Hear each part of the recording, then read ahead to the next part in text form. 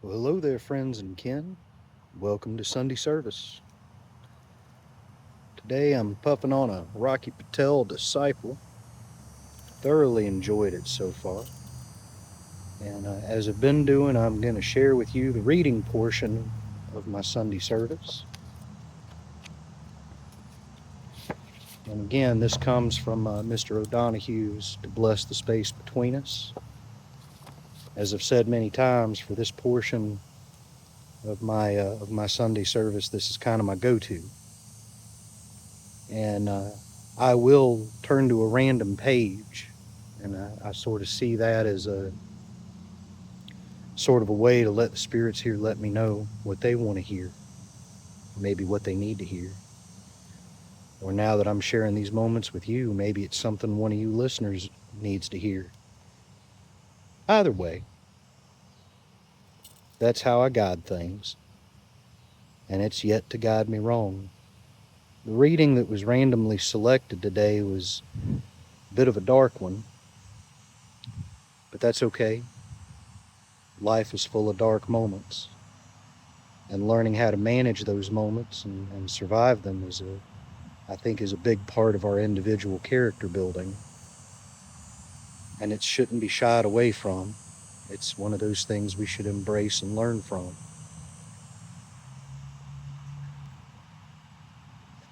The reading for today is entitled For the Family and Friends of a Suicide. And after I'm done reading this, I think you'll see the same thing I saw, that the sentiments expressed here can apply to a multitude of circumstances that involve tragic loss.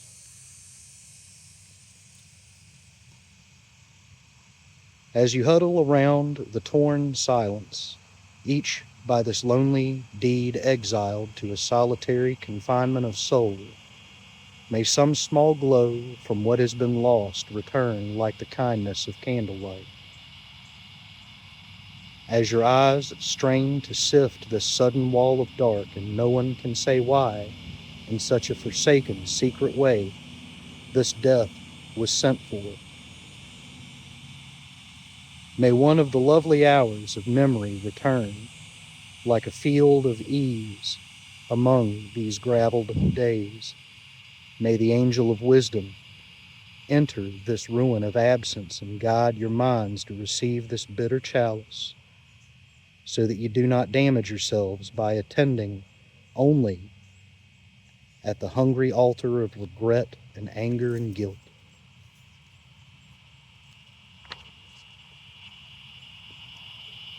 May you be given some inkling that there could be something else at work, and that what to you now seems dark, destructive, and forlorn might be a destiny that looks different from inside the eternal script. May vision be granted to you to see this with the eyes of providence. May your loss become a sanctuary where new presence will dwell to refine and enrich the rest of your life with courage and compassion. And may your lost loved one enter into the beauty of eternal tranquility in that place where there is no more sorrow or separation or mourning or tears. Whenever we experience a loss such as that, it's not always by deed of an individual electing to leave. I think the feelings expressed in those statements and sentiments can apply to many, many types of tragic loss where we don't understand why. You know, everything was done right. Everything was, the person was innocent, or the person was a decent human being. And why were they taken? Why? In the Christian environment I was raised in, I was taught to believe that God always has a purpose. God always has a plan.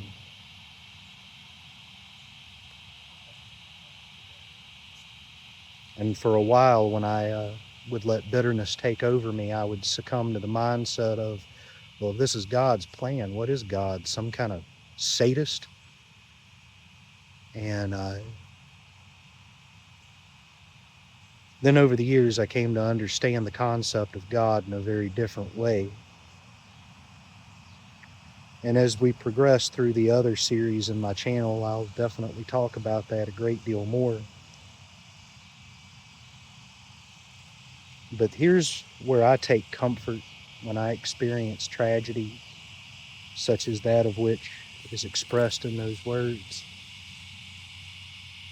Instead of trying to take comfort in there's some higher power acting out some greater purpose behind it all,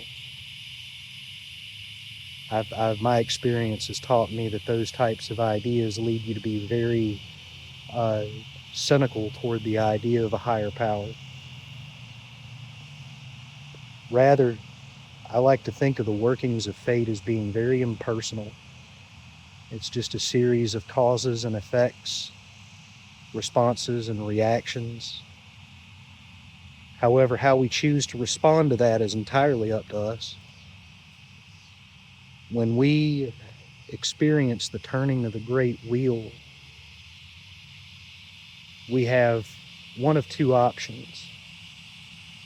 We can either grow stronger in the ride, in other words, ride the current and let it make us stronger people in some way, shape, or form, or we can just let the turning of that wheel crush us. And just because you make one decision immediately doesn't mean that you won't experience both outcomes, because most of the time we tend to go back and forth when we go through tragedy. We stand strong for a bit, and we try to be supportive of anybody else touched by the loss or tragedy. And then we have moments where we wallow in self-pity. And so it's a back and forth thing, which is entirely our decision. But you need to be forgiving of yourself in those moments. It's okay to slip. It's okay to fall. It's okay to let something run you over for a little bit, as long as you get back up. Because the meaning in all of it is up to you to figure out and embrace. Figure it out for yourself. It doesn't matter if some bearded old dude in the sky planned it out to happen. That doesn't matter. What matters is the role the experience ends up playing in your life. You go through something horrible and you just let yourself get beat down and run over. Maybe you get touched by addiction as a way to numb yourself to the pain. You know, that's you're letting the experience destroy you, and that's the meaning you've created from that experience. Now your other options, depending on the nature of the loss or the tragedy, you can use that as an opportunity to grow as a compassionate human being. And again, just be supportive of not just the other people that experience the loss. Be supportive of yourself. Tell yourself, hey, look, it's okay to cry. It's okay to even be angry. It's okay to be upset. Get that stuff out of your system. Journal about it. Man, let me tell you, some of the greatest inspired works came from people who experienced tragedy and wrote down everything they felt and experienced in the aftermath.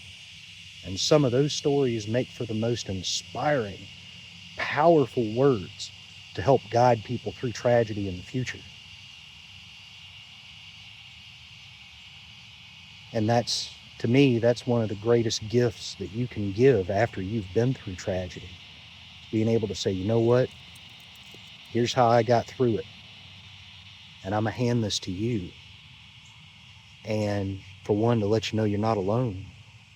And two, to help give you a set of navigational and working tools to help you guide yourself forward. And the only thing I ask is that you pass that on after you're done with it. And that creates a chain of healing, strengthening, and empowering. And that's beautiful. And that's meaning you found and put to use.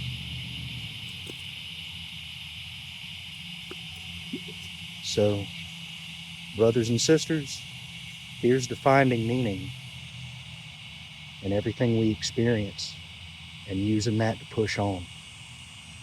Have a blessed day, everyone.